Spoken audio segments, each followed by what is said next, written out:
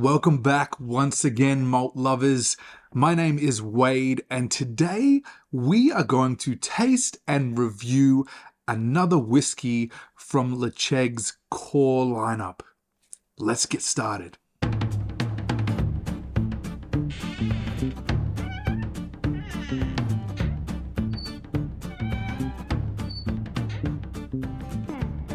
The one we're doing today is the Ledaig Sinclair Series, and this was intended to be a range of different finishes on Ledaig, but it was so well liked that they ended up just staying with the Sinclair Series, being Spanish Rioja casks, a very beautiful, rich red hue through this whiskey. So this one here is a non-age statement whiskey. It is bottled at 46.3% ABV. You in Australia are looking at about $90 to $100, non-chill filtered on the label here, and as per some of the other Ledaig expressions, it is natural color, but for some reason they're not putting it on the bottle, but it is stated on the Tobermory website. So let's pour a dram and begin with the nosing.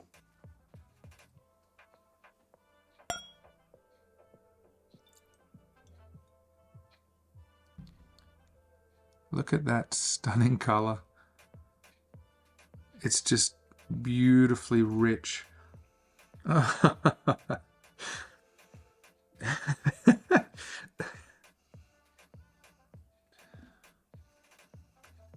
There is no mistaking it. The Rioja red wine influence on this is so apparent. It has this beautifully rich sweetness that comes through.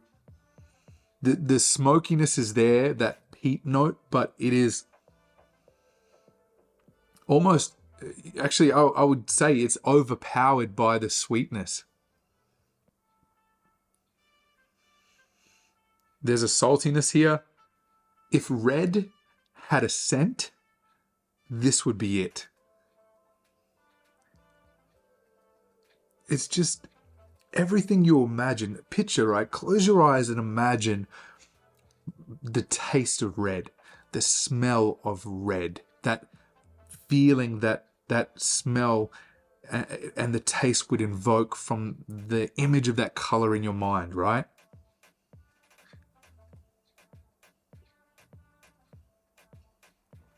The grapes there, it's just this beautiful note. The wine note is there, right? It's just berries and grapes, red wine and smokiness. It's like a smoky wine, right? You're not getting much of the malt at all.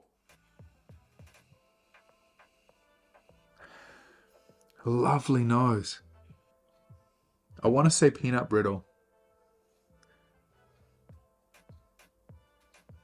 Perhaps it's a nuttiness combined with that sweet note that's making me picture the peanut brittle. Fascinating.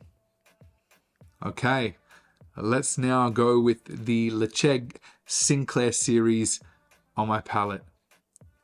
Slàinte mhath.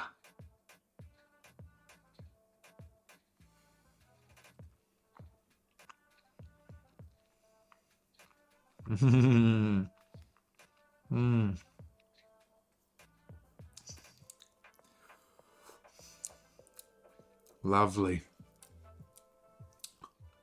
As I took the first sip, it came on very gentle, almost to the point where it felt flat and you don't expect anything to happen, and then slowly the peat starts to rise up.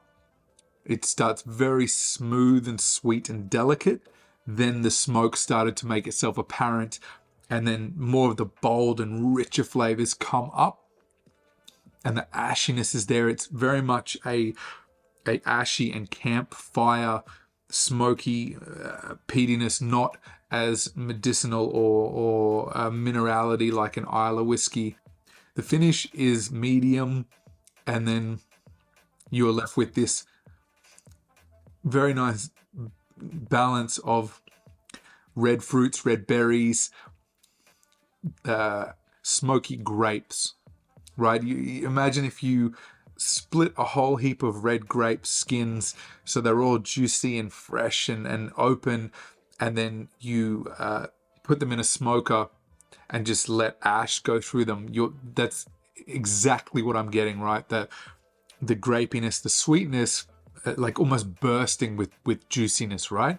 But the ashiness comes through at the end.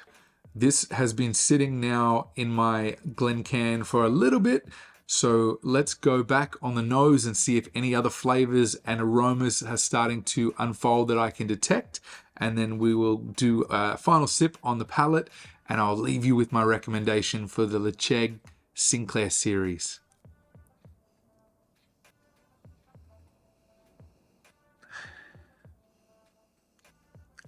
It has a really nice sweetness to it. It's just,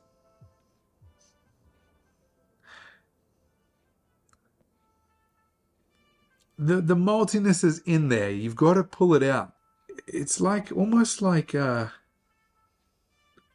macerated strawberries, or like a compote, red berries, sugar syrup.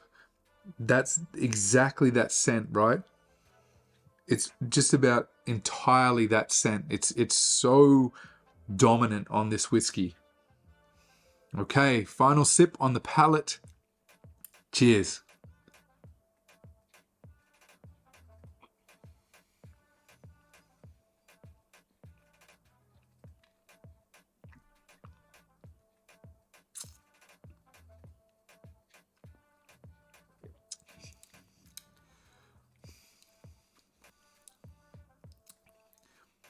This is a good, easy sipper. As time has gone on and the effects of the oxygen on this whiskey have taken hold, it's very easy to just drink this one and not overthink it, and just purely enjoy it for what it is. And some whiskeys, that's perfect for them, and that's all they need to be and all they're intended to be, right?